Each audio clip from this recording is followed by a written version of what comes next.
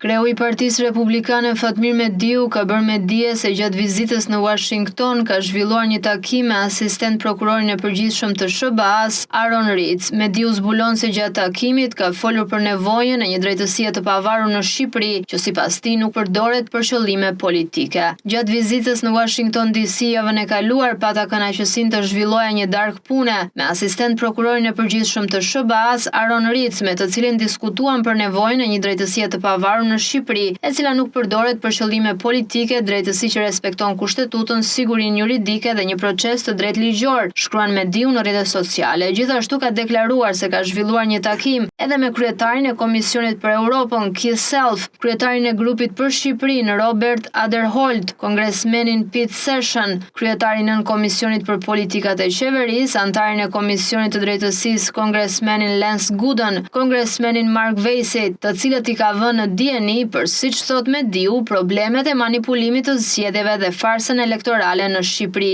Në këto takime bëra prezent dhe informova për problemet e manipulimit të zgjedhjeve dhe farsën elektorale në Shqipëri, bashkëpunimin e qeverisë me krimin e organizuar në blerjen e votave dhe intimidimin e votuesve. Thekson Mediu, ndërsa shton se të gjitha këto vlerësime janë bërë publike nga institucionet ndërkombëtare të monitorimit të zgjedhjeve.